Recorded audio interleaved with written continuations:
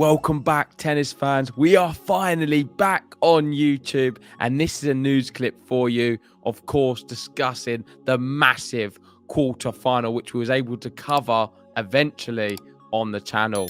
And of course, you probably know the result by now, but that man, my favorite, Rafael Nadal, I'm wearing the t-shirt, he was able to overcome world number one Novak Djokovic in 4 hours, 12 minutes to win in 4 sets. And you can see here what it meant to Rafael Nadal.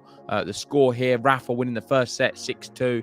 Djokovic won the second 6-4. Nadal won the third 6-2. And the fourth went all the way to tie break. I mean, the score probably doesn't tell the whole story of the match. Djokovic was pretty much set to win that fourth set. He was 5-3 up, but Nadal didn't know when he was beat, and he fought until the very end. Having a look here, we've got Jose Morgados, an incredible in Paris again. 13-time champion Rafael Nadal comes back from 2-5 down in the fourth to beat world number one and defending champion Novak Djokovic. Like I said, the score in 4 hours 10 to reach the semi-final in Roland Garros for a 15th time. And this photo is just stunning. You can see Rafa here, the physique of him, a full packed crowd of Philippe Chatrier, Djokovic there looking, staring into the abyss. And one thing I would say is Djokovic did leave the court very, very quickly. I mean, there was a very quick exchange between the two of them at the net, and then Djokovic was off down the tunnel. We had Matthew Willis in, and he said the Nadal-Djokovic rivalry was so close to being perfectly balanced. Nadal 28 on clay, Djokovic 27 on hard court, and 2-all on grass. So overall, that means Djokovic 30, Nadal 29. Ultimately, if Nadal is to win one match against Djokovic on hard court, then it is pretty much perfectly balanced. As we know, Nadal, the better clay court player with a 20 and 8. Djokovic definitely better on the hards with a 20 and 7 right now. And on grass is pretty balanced, which I think Nadal will take because probably Djokovic is the better grass court player, especially right now. We had Gil Gross in, a friend of the podcast. He said, I'm so impressed with Nadal's physicality at age 35. I thought he looked fresher than Novak by the end of the fourth. He won 2 marathons in Australia, and now he wins back-to-back 4+ hour matches with a compromised lead-up. You just can't question the match endurance. And I keep telling Ben as well, you really can't question Rafael Nadal. He showed what he was able to do in Australia. He fights to the very end, and he's never out of the match. And the best thing about this one is he didn't have to go 2 sets down, and there wasn't all of that panic.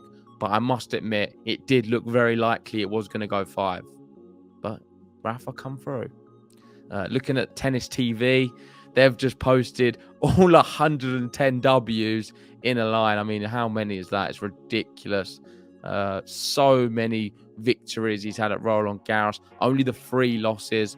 And this is why you should never, ever question someone who's able to amount this amount of victories on a single tournament with only 3 losses. It is remarkable. I don't think anyone's ever in any sport dominated a particular tournament /surface /event as much as, say, Rafael Nadal has on not just the clay, but Roland Garros specifically.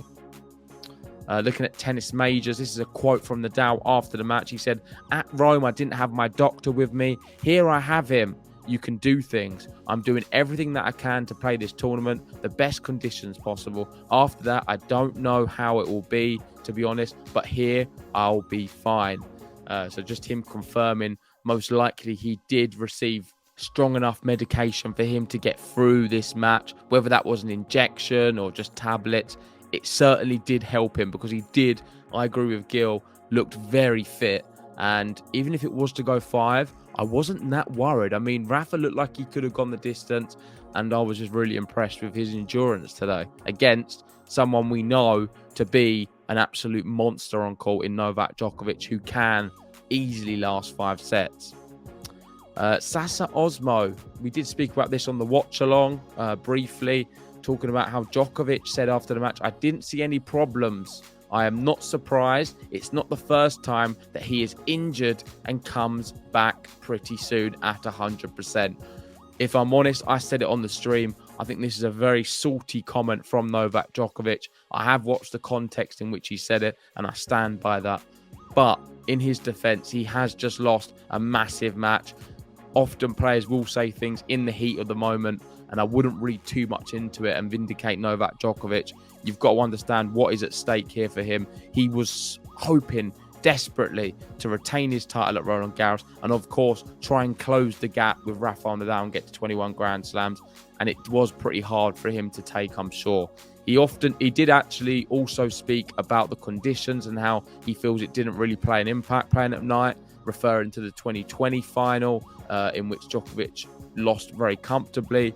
And he said Rafael Nadal, on any condition at Roland Garros, is dominant and he is always going to be a threat. And he thought the conditions didn't play a factor. On a more positive note, Djokovic also said in the press he was just able to take his tennis to another level in those particular moments in the beginning of all sets, except the fourth. I had my chances. He showed why he's a great champion, staying mentally tough. He deserved it. And I really did like that one from Novak Djokovic. You can see the very brief exchange. Novak not looking happy, but he has just lost a big match.